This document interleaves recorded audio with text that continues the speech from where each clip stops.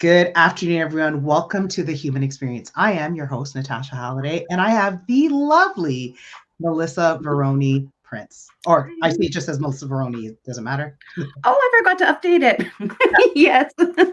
Yes, Melissa Veroni-Prince is great. Thank you. All right. Well, welcome. Thank you so much for joining and agreeing to have this conversation with me.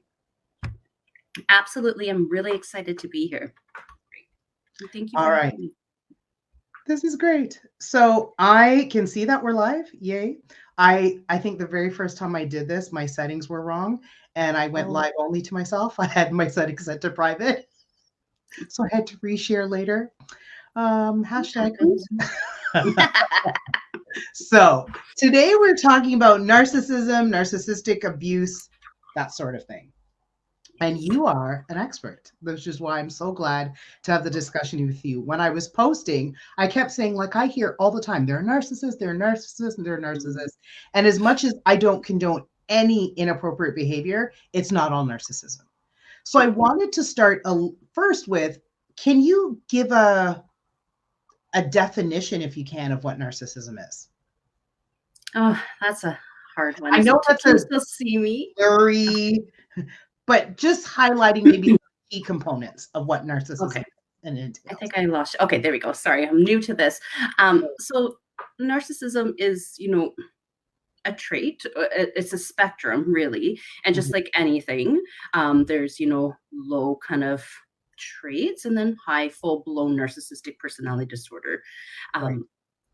It can be, we all have it, myself included, right? And sometimes it's like excessive self-focus, need for admiration, lack of empathy. On general speaking, it actually can be potentially situational or temporary. Like a lot of times if someone is having an affair, for example, they might become a little bit more narcissistic than they typically would. They might become more, what am I going to wear kind of thing, only focusing on them and getting better, or their love interests, right? But that's not a pervasive thing. And that's when we talk about narcissistic personality disorder. It's pervasive. It's across many domains as well. The DSM has, minimum 5 out of 7 criteria actually have to be present, and not just once in a while kind of thing. So I just interrupt for a quick second. Yeah. Can you just let people know what the DSM is for those who don't know what that is? Oh, yes. It's the, how would I say, the mental health diagnostic statistical manual. I think we're on the 5th edition right now. I think so. Okay. I don't know. I kind of count. It's a tool mental health professionals use to have hopefully shared language and treatment modalities as well. And so it's basically just to help guide us in that area. And it's regularly updated. Yeah, absolutely. And so narcissism, narcissistic personality disorder are things that are diagnosed that the criteria is presented in the DSM so that we have some guidelines, or well, doctors are the ones who diagnose, but still some guidelines for understanding, certain criteria have to be met for it to be that. And so I feel like I'm probably going to sound like I'm in two camps, because I think that's important to note. But I also think, and I think you've already spoken to this, that it's also important to address behavior that's harmful to somebody that might have some narcissistic traits. It may not meet all the checklist, enough of the checklist to be diagnosable, but there's still need to deal with that appropriately so that we're not incurring ongoing harm. Absolutely. Yeah. Totally agree. And here's the interesting thing, Natasha, a lot of times when people come in and see me or others in the field, they're like, well, do they have it? And it really, it matters in some aspect, but not fully, because the behavior is the behavior. It doesn't matter if you had a bad childhood. I think maybe we both have, but we don't cause harm, right? Or if you have a mental illness, or if you like the color red or blue, or if you had a bad latte experience at Starbucks, it doesn't excuse bad behavior. Not at all. Not at all. And I think that's a very key component, is that at the end of it, where there's nothing that's going to make us say we endorse or agree with or condone any harmful, hurtful behavior. Absolutely. Right. So just kind of curious if you can, and again, I know it's a bit tricky, if you can differentiate a little bit between narcissism and narcissistic personality disorder. Okay. I'll try my best. So it is a mental even though it's in the DSM, it's a personality disorder, it's not a mental illness. So I want to make that clear. In the DSM, there's even cancer, right? You could have mental health or mental health illnesses because of that, but it's too distinguishable. Am I speaking proper English? It's distinguished in that. I know what you meant. Like, blah, blah, blah. I need my morning tea. You're so the traits are pervasive, meaning it's consistent. It impacts the individual and several domains in their life constantly. So here's the trick. Fun fact, I don't know if you know this, Canada is actually probably the lead in personality disorder research. I don't know if you knew that. I did know that. That's fascinating. And so I know. that's interesting, okay, because now I'm going to get into my mental health space in a different way. Yeah. Given that there are 10 personality disorders, 3 clusters, like that's a lot of stuff to be investigating and understanding and researching. But I did Absolutely. not know that. That's good and I think information. the second one, don't quote me, I feel like it might be Norway, somewhere over in beautiful Europe. But the thing is, what people don't understand is like, it's very hard to get that diagnosis. Right. It's probably because you're not going to come in and tell me my life is working for me because I focus on myself. I'm obsessed with things that are like, beauty, fame, I have lack of empathy, like all these traits that I think all of us have heard about. Most people don't come in and be like, hey, I think I'm a narcissist. If they do, it tells me they're usually dealing with someone who has those types of traits. Right. Yeah. So as you truth be told, yeah. Truth be told, most people know that that's not a welcomed term or welcomed label. So even if they saw some of the traits within themselves, nobody wants to go, hey, I think I'm that thing that people don't like. Absolutely. Be like, I know Dr. Romedy is trying to change the field and the language in which we use. And of course, as you know, things take time, right? And while we all have traits of everything, to be honest, I think there's an estimate about 10% of the population. There's different statistics out there about who may qualify to actually have a full-blown disorder. But to be honest, those results can't really be accurate, right? It's just like, are they the people that do come in who may potentially qualify for that are usually they're mandated. Prison has an overpopularized statistic because a lot of them are sociopathic and that as well too. And the other thing is like maybe they come in because they're on their 3rd failed marriage, or they had a communal societal blow where their image is no longer like pristine or something like that. That's usually when we see them come in. The odd time when they get older, because getting older sucks sometimes, and you're not as beautiful or as capable of what you used to be in your youth, and that could be really upsetting. But the majority of people that actually come into the clinic are the ones that are dealing with it, and you can't give them a pill, you can't give them a diagnosis because we're not treating that person, if that makes sense. And no, there's no pill for narcissistic personality disorder. I just want to put that out there. I'm sure a lot of people want to know, how do I get that? Right? Oh, we should make one. We could be billionaires. Yeah. So I feel like this next question, you're going to be like, stop asking me these questions. What's a common myth about narcissism? Great question. Oh. Maybe I'll rephrase that.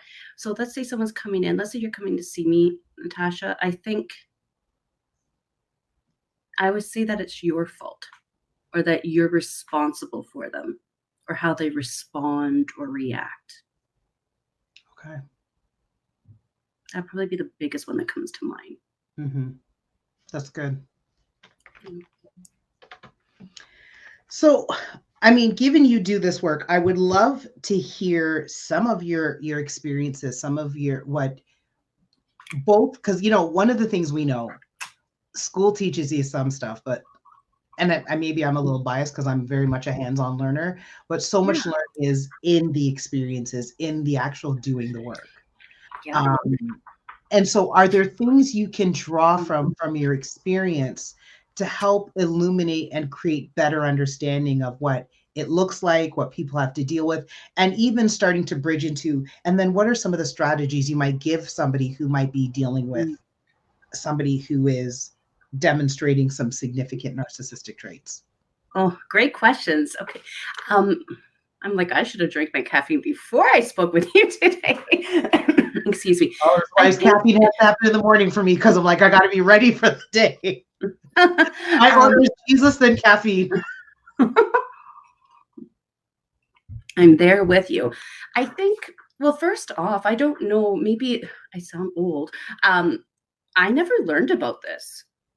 It was never in my undergrad program, never my master's program, any certifications I've done.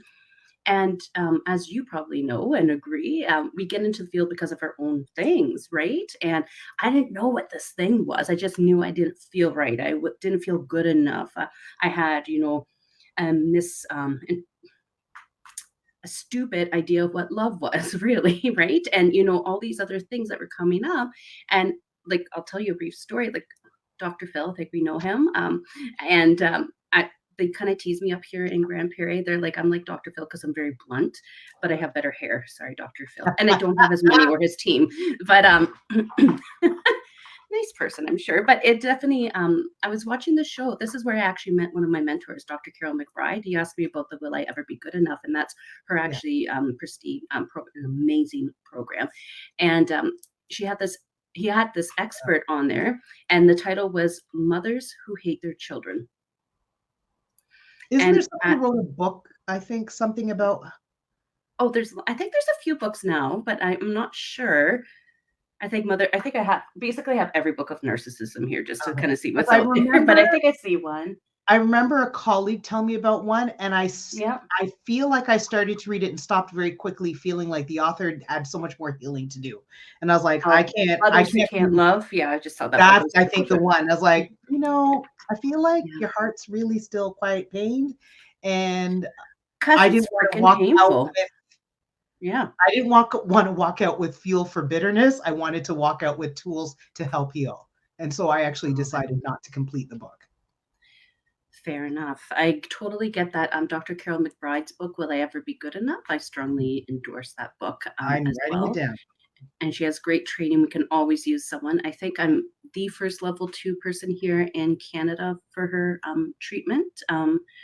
And I think there was a new person before I was the sole one. I think there's only 2 in Canada that we do this level 2, the highest training she has available.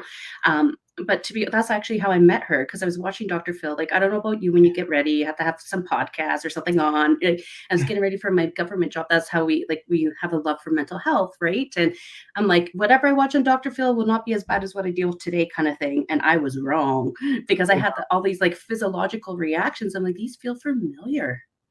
And as good social workers, we are told we have to deal with her in order to serve, right? And so I'm like, who's this Dr. Carol McBride? She knows the story. She laughs at me.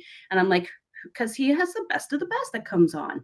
And I got her book. Like, I'm up in Grand Prairie as far, so it takes a while. I opened her book. I read the first paragraph. I swore and I threw it out.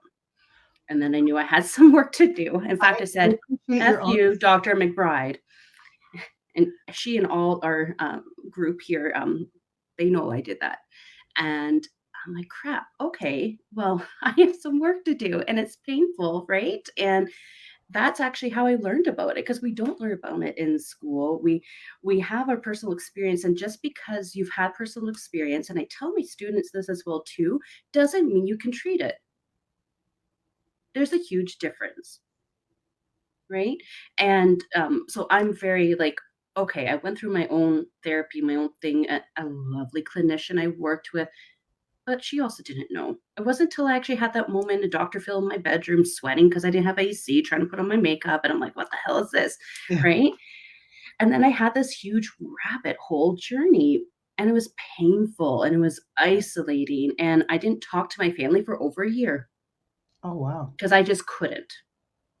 Because you learn about all these other things. Now, thankfully, there's more information coming up, but not all of it's good, unfortunately.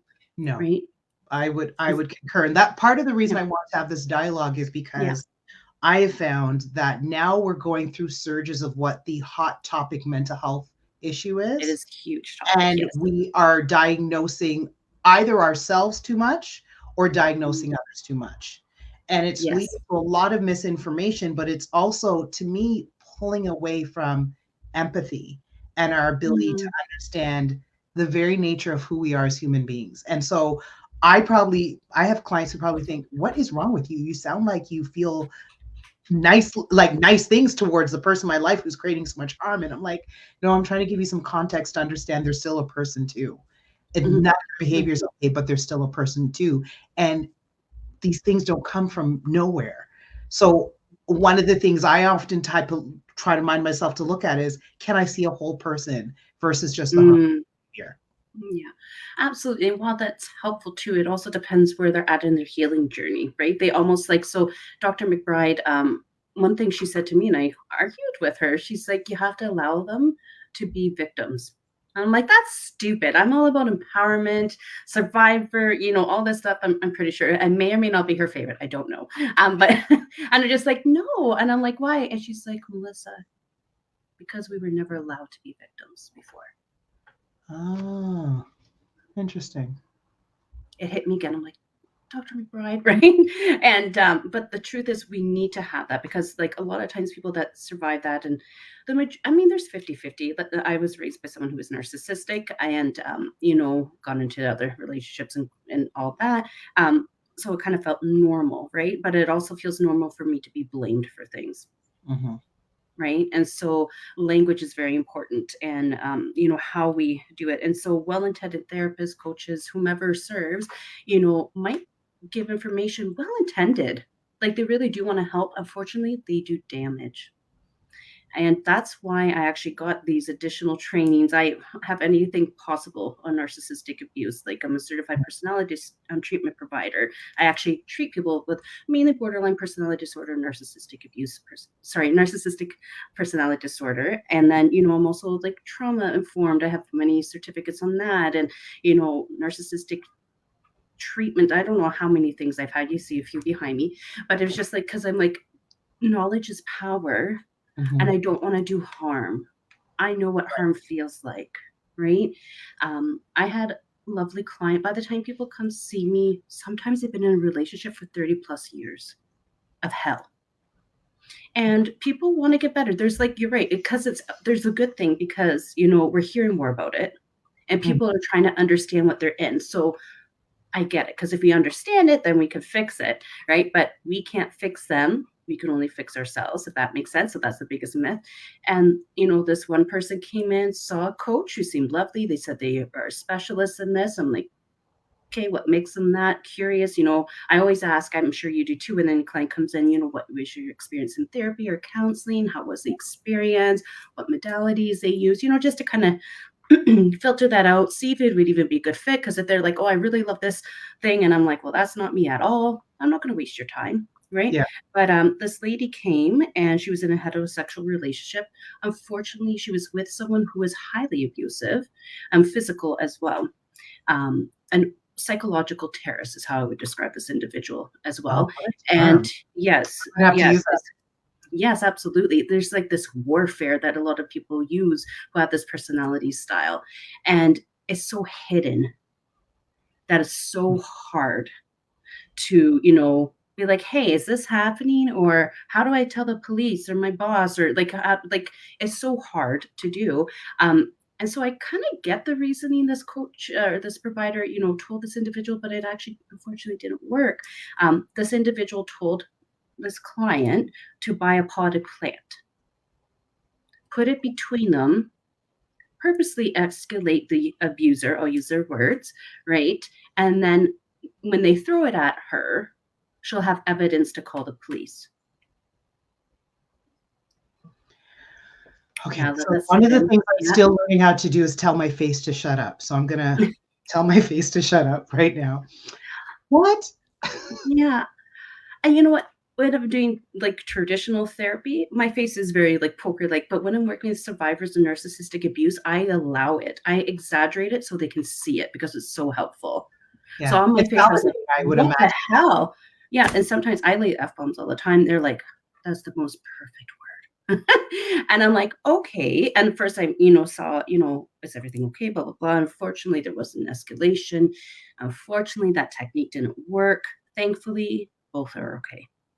Um, Wow. but I get it. So people do get these things, right? And they get some misinformation. And I Mhm. totally get trying to have evidence for it because you need evidence, right? Police come, they're like, "What's your evidence?" They said a bad word to me. And now I feel like I can't leave. They're like, "Leave." Right? Yeah. Or there's so many different things. And to be honest, Dr. Romani, you probably know her. She's probably the lead in narcissistic, studies as well, and exceptional clinician. And I studied under her as well too. And you know, she herself, like I hope one day to be almost like her, but she herself says it takes me several sessions to even determine if this personality style is even evident. I'm like, she's surpassed my skills at this time, right? But it just like, yeah, it takes time. And, I've seen a few people in my actually more in sex therapy they come, which is kind of interesting now that I think about it. Mhm. But it's like, how do you determine? And it's usually when they were in couples therapy, I'm like, I felt really sick. And they actually used therapy to abuse their partner further. Wow. So I became part of that dynamic. Yeah. Were you ever able to determine that that's what was happening? Eventually, yes, but that individual in particular, and it was so odd. Like they came in for sex therapy, which I'm also a sex therapist, and I always my training, I always, regardless of the presenting issue, what they're coming in for, if it's sex therapy or just regular, whatever, I always separate the individuals. I do my own screening. In the States, they call it DV, like screening and all that. And I ask the exact same questions, right? And then I determine. Sometimes it changes, of course. I sometimes determine, not sometimes, I do determine if it's safe to continue. And I Right. thought it was because the person lied, right? Right. I didn't know. And it was odd. They came for sex therapy. The individual wanted me to um, promote what they were doing to their partner, basically, long story short. And this person looked like she lived in a cellar. I'm not going to lie to you. Oh my gosh. And their child, just attempted suicide the night before. But the individual that came in, it was a heterosexual couple. The man didn't tell me anything because I also screened for trauma stuff, any recent stressors, other things. Yeah, that's going to mess you up. Yeah, that's going to affect your sex life. Parents, like, could you imagine? Like, yeah, I want to go perform oral sex now because my kid, like, no. But that individual said that's not relevant. I don't know why you even brought that up. Yeah. Right. And so after several sessions of working with them, and, if I was late, because sometimes, that happens, you never know what happens the session before. It's like, oh, you're 2 minutes late. You now owe me 5 extra ones. Wow. Right. Yeah. And like, interesting. No, I don't. Yeah. I've Right. yet to meet a therapist with that policy. Yeah. And it's like, and it's all these little testing and it's all these little things. And, like, I'll face it, I get more money when I see couples. It's more work. So yeah, it's a business thing. You'd want to see more. But I'm like, I wasn't looking forward to seeing this couple. There was a lot of other things that happened. I'm like, why is that? Because I really like challenging things, but I felt sick. Mm. And then I had to relate that feeling was what I used to feel like as a child. And then I realized it's almost like my narcissistic, like, I don't know what you call it, like what do you call it, like radar or something like that. And I'm like, why am I feeling this way? And I actually had to seek consultation. And I was like, that is why. Yeah. That is why I'm feeling this way. And then I changed how I address things because traditional therapy and couples therapy does not work in that situation. Right. His lovely partner spent 30 years with a therapist to try to learn in the moment in our session to say, I no longer want to do this one sexual act. I feel disgusted by it. Right. Stop sending me articles. Stop sending Melissa to tell me. Like, as a sex therapist, whatever you do, as long as it's safe and consensual, I'm cool with it, right? But 30 years that individual worked with someone. Wow. And then that person upped their game to come see me. They're like, you're an expert. Tell my wife she's wrong. My gosh. Yeah. And so I have these situations. So there's so many different times people come in, and after a while, and that took several sessions. And I'm like, why am I feeling this way? What are these weird behaviors coming? A lot of times people don't realize, they're like, well, I pay you this much an hour. I'm like, we do a lot of stuff behind the scenes, right? And you're paying, for my expertise, but you don't pay for me caring about you, which I do. Right. And so, like, after reflection, consultation, doing my research, I'm like, I need to change it. But if you Right. don't have that awareness, if you don't have that training, you don't have all these other things, and to be honest, vulnerability as well too, and self-reflection. Why do I feel this way? What's going on? You you need to refer out. You need to do these things. So I don't know. I went off on tangents really. So there, I see No, a lot of but things. Yeah. I appreciate that because I mean, there were several things that came up for me in that. That was, you know, the response you had, and a lot of times I think this happens to people. We are responding now because you had enough insight to check in, to consult. You didn't then get into, I never remember which one's transference versus counter transference, whichever one that would have been, probably counter transference. um, you Excuse me. probably did not then end up treating in a negative way, right, and perpetuating harm, right. But there's so many pieces to that, because one, we're at risk at this as therapists, is if people aren't presenting the whole picture, it might take quite a while for us to get to that. So what do we believe, and what's our approach based on the information we have, right? And then just even like thinking about, initially this wife, you're thinking, okay, I'm supporting you in this way, not recognizing that you were actually being part of the manipulation, which was reinforcing. Like there's just so many pieces to it. I think that's the part that I the more people talk about narcissism, Mm-hmm. there's two pieces that I hear the most. Is some people just think excessive selfishness is narcissism, and they're not one and the same. They're not nice to deal with regardless, but they're not one and the same.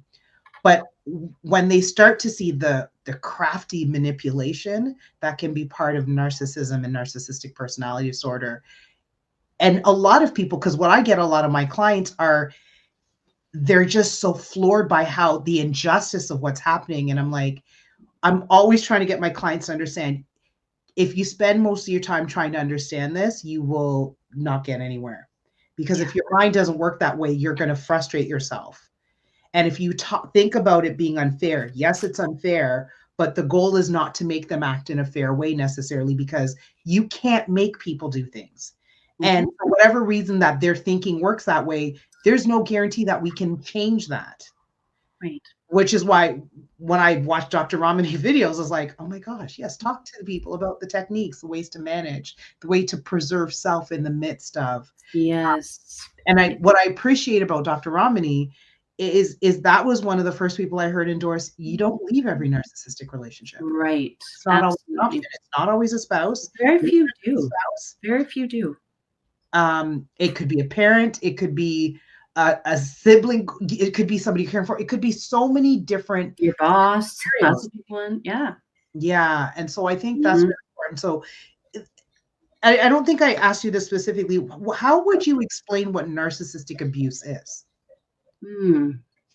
Abuse is abuse, right? There can be, one of the biggest things that narcissistic people like to do, and I use that term loosely, of course, um, gaslighting is one thing. They have Mhm. this like psychological, emotional warfare. And so you see, I'm wearing a blue jacket, right? I work with people who have those traits quite a bit. I can be sometimes they're so amazingly good at it that I'm like, did I put on my black jacket? I'm not sure. Mhm. Right. And so they use this, gaslighting technique as a form of manipulation, emotional abuse to, control you and disarm you so they could continue to manipulate you. Right. It's disarming. It's actually one of the cruelest things they can do. Mhm. Money, financial abuse is another huge one I see as well. Any and all options. I mean, of course, there's physical, emotional, psychological, financial, spiritual, especially with cults, among other things. Uh, it's the same. the reaction to it might be different. There's a lot more research to that. It's very common for individuals who deal with narcissistic abuse or any abuse for that matter, but we're seeing a lot of things with like crippling self-doubt, anxiety, fear, not even knowing who you are. Some people lose themselves completely. Like, what's your favorite color, Natasha? Like, some of them can't answer me that. Wow. Yeah, chronic PTSD is very common. One thing also, like if I ever have time, if you know researchers, I would love to do this because my two loves of personality disorders and sex therapy, I combining them. A lot of us have unexplained fertility issues. Well, fertility is tied to trauma. So it actually, to me, it makes so much sense, but it's not not to the medical community, but yes. And like, oh, everything's fine and all that. But it's like, there's so many different things. It affects everything on a DNA level, really, right? And so there's so many things that could happen. I could talk about it forever. So I'm hoping to do an okay, like, surface level kind of thing if you have a specific question. No, this is helpful. The funny thing is whenever I start some of these dialogues, I'm like, or even, if you've done training, it's like you scratch the surface. Like, yeah. I'm like, what could go here and here? I'm like, I don't know what I said. How do you talk about what might have taken you 3 courses, 30 hours, 60 hours, whatever? How do you talk about that in a short space of time? And so the goal is this is not a course on narcissism. It's just to hopefully increase some of the understanding, dispel maybe a little bit of the misconceptions. Because again, maybe not everybody recognizes, as much as, again, we're not condoning any harmful behavior. True narcissism is something that's diagnosed and it meets certain criteria, right? And only doctors can diagnose. And very few would actually get the diagnosis because they won't go get help. Right. Now, I think the most important part for me, part of this discussion is looking at, so I'm in a narcissist, I'm not personally, I'm saying if, I'm using the general I'm in a narcissistic relationship. And I don't see my way out. I'm not maybe able to leave that I'm aware of, prepared to leave, wanting to leave, ready to leave, whatever that may look like. What are my options for then? And I love the term you use of psychological terrorism.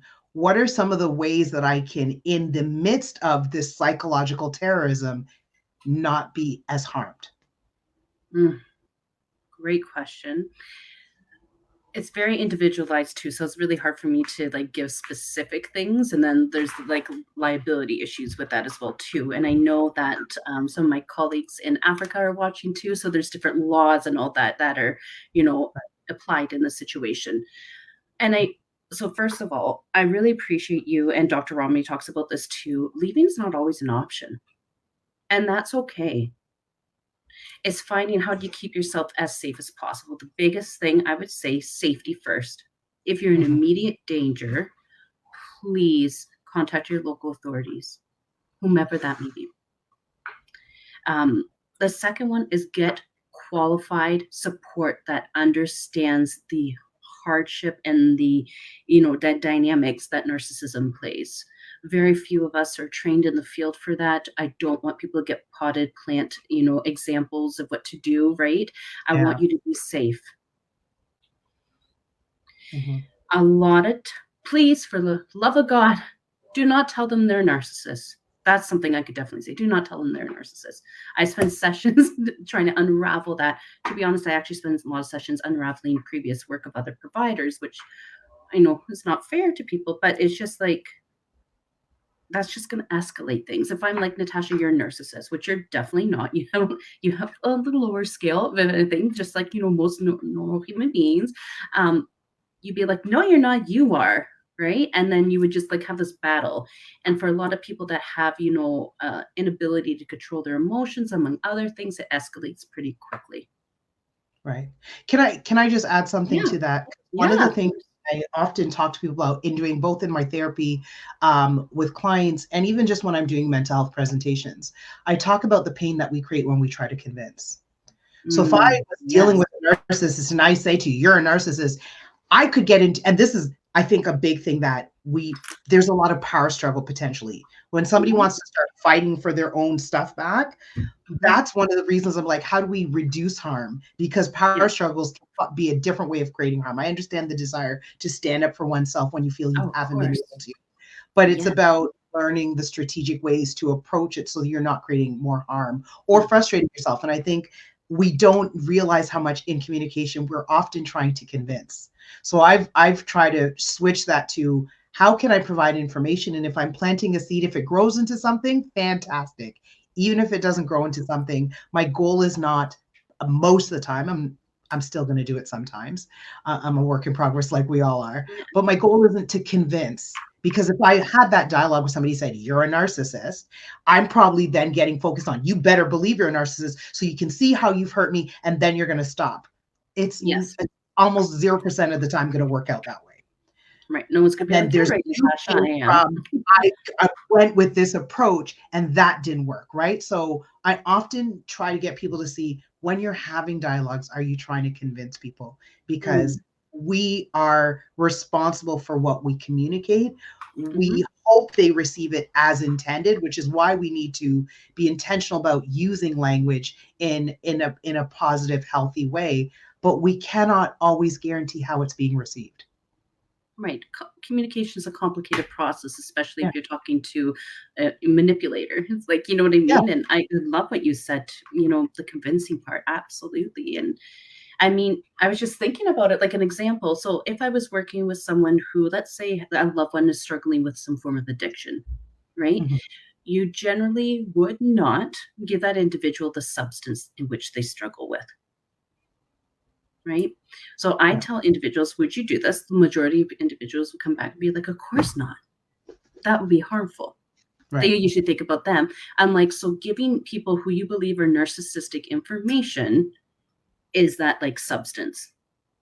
You're giving them the gun. Yeah. And saying, don't shoot me. Right. And narcissistic people generally are charming. They're generally lovely. Like the first time you meet them, like I've never felt more loved or attention and, you know, all these wonderful things. Well, what they're actually doing, they're gathering data. Actually, fun fact, dating, like the first part of the word is data. You're gathering data to see if this person's right for you and all that other stuff. They're gathering data to see how they can manipulate you. Right. Right. So Natasha's so lovely. She has this, and that. It is stored away. They're going to use it. Right. Now that she thinks I'm a narcissist, I'm going to show her what a real narcissist is one way they might go it. Or they now go research it.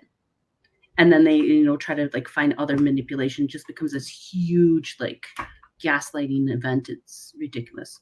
Yeah. And I think that's one of the reasons I appreciate part of what Dr. Ramani has touched on is what the susceptibilities of people who have dealt with narcissistic people are. Because it starts to teach you, if you can start to learn that, you start to get information about, I've had this interaction for this amount of time. And essentially, I feel like we're like computers. So I've been coded in this way, but I sometimes don't realize then when I move to another program, the coding is still there. And that's what I think the susceptibilities are. So if I've learned to always feel like it's my fault, then I take that into other relationships. They may not be saying that, but I might hear it and interpret it that way. And so I really appreciate that one of the things that she teaches people are about, what are your susceptibilities based on having been in a narcissistic abusive relationship? It's very helpful. Yeah. It's my job to fix it. Do you remember? I can't remember. It was somewhere in the States. There was a barber that started this whole movement, #NotHisRehab. Oh, no, I didn't know that. And I thought that was brilliant because a lot of us, women in particular, are trained, you know, in society to fix people. Like, oh, they're down on luck. So you stop giving people second chances. Stop, like, you know, following your gut and all these things. So I really love how you said that, susceptibilities. And it's my job to fix them, right? It's my fault.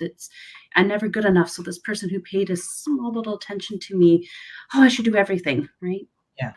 And that's, I think, part of what's hard about approaching that is when we get a better understanding, if we've been in a narcissistic abusive relationship, we get a better understanding of what they're doing that's not cool.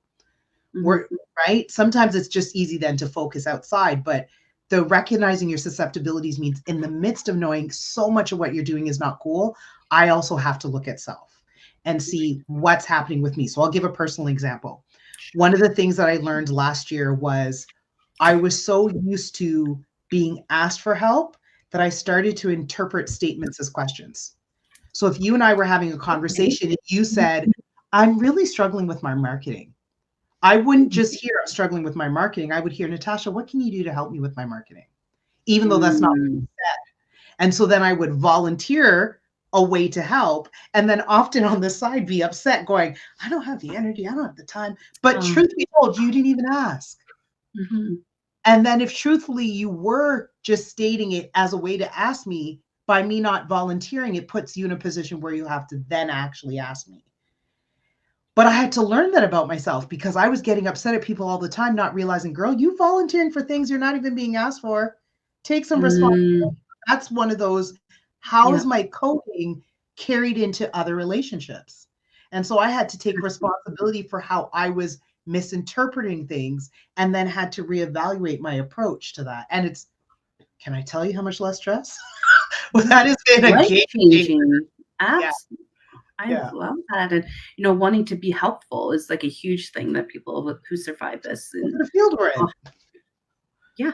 We're in it for a reason. Right? So I always want to be helpful, but what I didn't realize was I don't need to be helpful every time, everywhere, everyone. Yes. And sometimes there's a fine line between helping and enabling. Absolutely. Wow. Yeah. Awesome examples. Yes. And that's why it's important to actually get help. Yes, for sure. Right? Whether you leave, stay, have a combination of it. What people don't realize that, there's so many, and I won't go into the physiological stuff or anything like that, but it makes more sense for people to actually stay in abusive relationships like that than to leave. Just how the brain works and everything like that. Absolutely. So we're just like, I wish I could explain it better. We're so conditioned, however that may come to, and how it's almost like a drug for a brain. Like, you know what I mean? Like, I want to stay in this relationship. It's hard to stay. A lot of times people might feel physiological reactions, like almost like they're detoxing from a substance if they are away from this person. That the trauma bond becomes so strong and sometimes unbreakable, right? And so like, oh, I love this person, but I know they treat me like crap. I even have maybe a bruise or all this documentation to prove it, right? Because I write my notes, and that's an antidote to gaslighting, right? But when I'm away from them, I can't sleep. My stomach is in knots, and I just can't deal with that because I don't know what they're doing. I'd rather be close to the devil and know, right? And so like when you hear that, you're like, it makes sense that you'd want to be there. Right? And so a lot of times people wrongfully give the advice to leave. It's not that easy. And sometimes that's not the right answer. And we shouldn't be, giving that advice. We shouldn't be judging people for that. We should be supporting people. And if you can, have like a friend group, it's kind of tricky because usually a lot of times isolation is a way in which we control people in abusive relationships, not me, but people in that situation. And having friends to be like, Natasha, I heard your partner say that. Are you okay with that? Right? Can be powerful, right? So get support with your question before. Documentation can be really helpful. Don't leave in a place in which the individual can find it, please. And, please, if there's an emergency, call the authorities, usually 911. I'm not sure what it is in other countries, but local authorities as well. So that would be the three things. Yeah. And don't call them a narcissist. Yeah. So definitely be careful of the research, and be careful of the research you do. Yeah. Yes, true. Especially because in the age of the internet, anybody can throw information online, and there's no, I mean, think about it. In our field, if we're writing an article for a journal, it has to be peer reviewed because like, you can't just throw your arbitrary opinion out there. But the internet doesn't have that as out on a general scope, right? So some key things I heard you say, that it's, safety first. Absolutely. So we're calling for help where it's an absolute risk of safety. Do not call somebody a narcissist. Yes. Right. I think what part of the alarming part of this conversation for many will be the idea of, you don't always tell people to leave. And I know, and I think I was saying to you before we went live, that I worked somewhere with a transitional worker who was supporting women who were in domestic violence situations. And I was, I was so green. I was so cute. And when she was telling me that, she goes, my goal isn't to tell my clients to leave. I'm like, no, you leave. And then I said, okay, but tell me why. And when she told me why, I was like, oh. And so part of it is, one, we can't expect everybody to leave. Right. If they're saying they want to leave, if they're thinking about it, what are the steps to leave well? So you can actually leave. Right. Right? Which means that if you are financially dependent, how do you get some financial independence? If housing is an issue for you to leave because you share housing, how do you get housing? Like I love people's hearts when they say leave, but I think these are some of the pieces that they miss. And I can imagine if somebody just catches the part where it says, you're telling people not to leave, what? Right? But it's that understanding of people will come right back if they don't really have any options. Right. Or they just won't leave. And then I know if I was in a situation where I felt I couldn't leave and people were like, leave, my thought process would be, then I'm not going to discuss it with you anymore. Exactly. And then it's going to promote isolation and actually push me more towards the very person who's harming me. And what people may not realize, the general public, we know this, when someone's actually leaving an abusive relationship, regardless of what that abuse may be, they're at the most dangerous part in that time. Like that's when violence would escalate. And a lot of times, unfortunately, you become potentially fatal. Yeah. Right. So that's why, working with someone who's in the area who can work on an individual care plan that may potentially include, like you mentioned, housing, financial independence, maybe getting social services, things involved. There's also dependents, children, pets, elderly people, ill people that might be living with you. Identification. People, like narcissistic people, love to steal your passport. They love, you know what I mean? And getting your medications and all these things. Absolutely. Right. And so there's all these things. And so if you have children, that's the first thing to go after, but it's a monetary thing. The second one would be finances. Then it would be your livelihood if you have a job. Right. And then then it'd be they have almost like a hierarchy. They're highly predictable, which is easy for me to help. The people think I'm some psychic when I'm like, this is what they're going to do in court next. And I'm like, they're like, oh my God, Melissa was right. And I'm like, no, they're just predictable. Right. But it's just you have to work with someone who gets it and someone who's going to not judge you and someone's going to walk alongside you and come up with an individual plan that sometimes might need to change depending on what's happening. Right. So don't tell people to leave. Encourage them to get support. Go with them to the appointment if you want. Find out how you could be an ally. Right. Yeah. Yeah. That's my little speech over here. No, I think that's really important, especially because we know from doing the work, we really got to be cautious that we're not setting people up for more harm. Absolutely. Right. Absolutely. So it's a very tricky spot sometimes to be in. I actually recall working with a client who, it took me about a year into working with this client to realize, oh, I think the spouse might have some significant narcissistic traits. But when I heard it, I didn't go to, your spouse is a narcissist. It was, I then started going, oh, so does your spouse do this? Does your spouse do this? And it was a yes. How do you know all that? And I said, well, there are some traits that seem to be kind of common with certain things. And but it was how do I provide maybe some education, but not a label. And then what was fascinating was when they felt ready to leave, they did. But so there was never the advice to leave. But it was a totally different direction than why they started therapy. It just, that kind of stuff came out as we continued in the therapeutic process.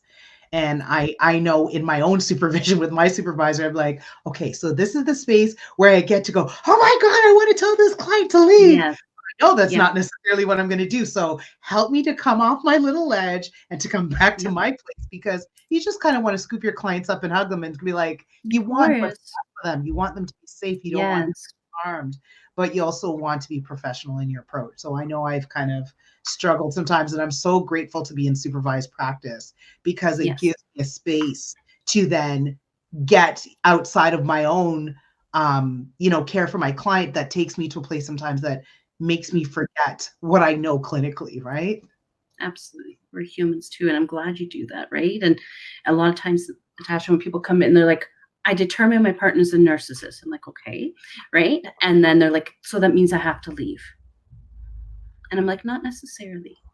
Yeah. And they're like, what? Well, everyone online tells me to leave, or some this or that. And I've done research. I'll tell you this, any person I have the honor of serving who has survived narcissistic abuse, they usually come with a whole gamut of paperwork for me, not just my intake form, which is Yeah. beautifully crafted, by the way. And I'm like, oh, great information. Never thought of asking that. Some of them even come with genograms. They're not even social workers. They come with family trees down. They tell me what personality style each and every family member. Sometimes I've seen up to 10 generations. I'm like, interesting information, because they're trying to figure it out. And they're like, all this means I shouldn't leave. And I'm like, that's a highly personal decision. Mm-hmm. Whatever you decide to do, I stand beside you. Right. Right. And I just normalize that. Sometimes it freaks them out. I'm not going to lie to you. Right. But the thing is, like, there's so many reasons. So we just need to learn to, as social workers, we lean into the discomfort. Yeah. Right. And being there for them. And I'm so glad that you've talked to your supervisor too. I'm sure my supervisor's like, oh my God, again, right? But we're humans and we care about people, and, you know, we want them to have the best, but we don't determine what their best is. They do. Mm-hmm. That's a good point. Yeah. So as we wrap up, any other, like, maybe if you could add one more tip or strategy about the interacting with somebody who, regardless diagnosis or not, has very significant narcissistic traits. And yeah, any tips for just how to manage that? Because I think part of what I heard from what you were saying was we can do things that inflame, and we can do things that neutralize, and we can do things that decrease potentially. The decrease, I think, is the hardest one because it's so unpredictable, but we can definitely add fuel to the fire unintentionally. And I think that's why the techniques to me are so important, is how do we not even escalate it further?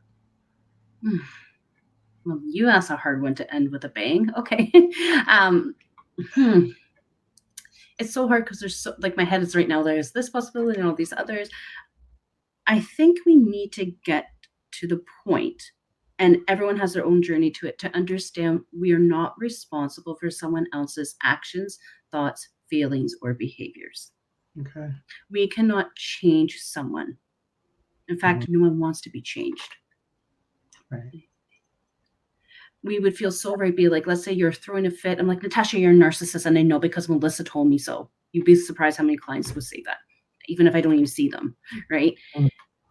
Don't do that, please, right? We may not be able to change what happens, but we can change how we potentially respond to that. Get the support. You deserve to heal, grow, and love. And that is possible. I don't want to say because we can't change someone, there's no hope. There is hope. It may not be what you're thinking it looks like at this particular moment. And I want people to be safe. I want people to live their best lives. That's awesome. And I'm grateful that you said there is hope. It's not a doomsday kind of, you know, there's no light in this. There can be light in the midst of this. Absolutely. That's why we're both in the field, right? If we don't have hope, we have nothing. Yeah, I absolutely. We gotta do this work with hope. Absolutely. Well, Melissa, thank you so much. Again, like I said earlier, I'm like, we just scratched the surface. Like, there was. I know. It's almost an hour. I was surprised. Yeah.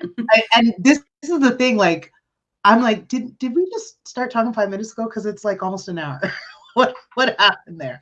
But I still thank you. Oh, it's funny. I tagged somebody, and I just see that she was there. Hey, Lydia. Yes, please watch the replay.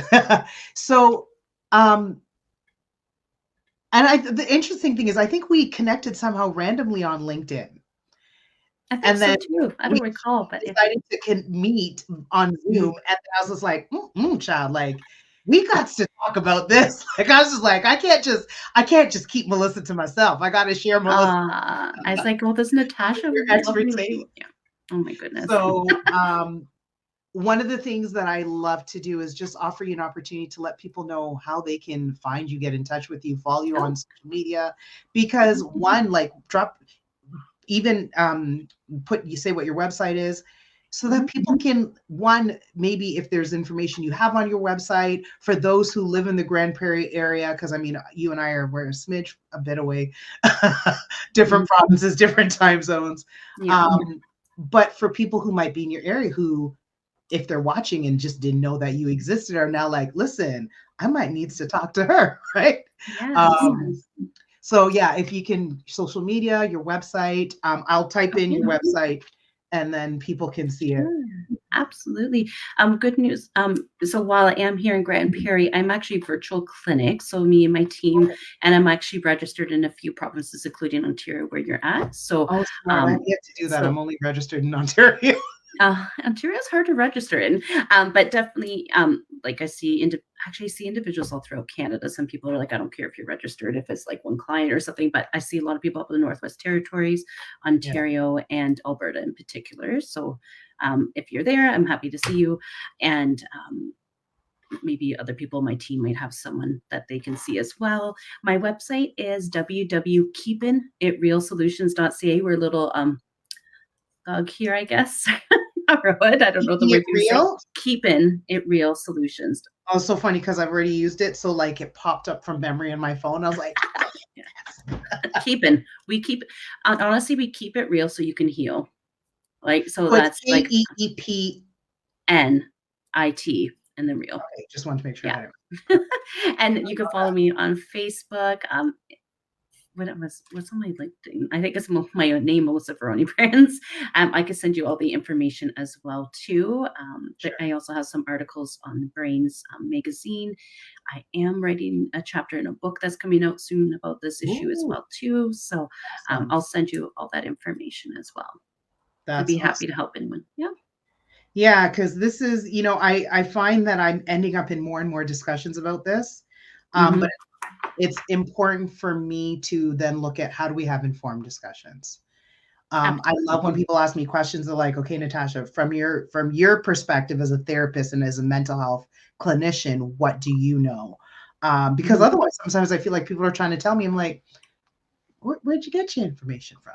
And I know I'm guilty of this. I've watched the odd video and wanted to change something in my health regime because I watched one 20-second video on Instagram. Yeah.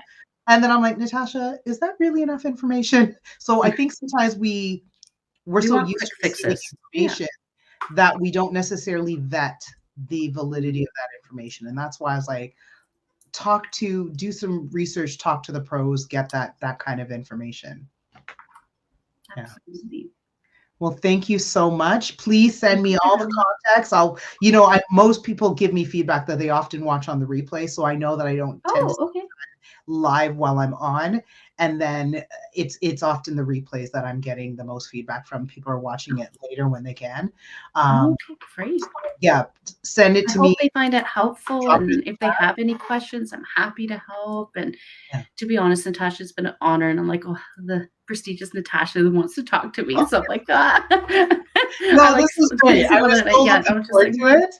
And I think, you offered some valuable information. Like I said, we scratched the surface. This is something that could be done in a series. There could be, I think there are podcasts that are solely about this topic, right? And understandably so. But definitely, because I call it the human experience, I just want to examine different things that come up in our experience as human beings. Absolutely. And I love that. And please, anytime if there's anything I can do to help you, I'll be happy to. Awesome. Thank you for having me. Have a wonderful afternoon. You and too. weekend. Take care. Bye everyone.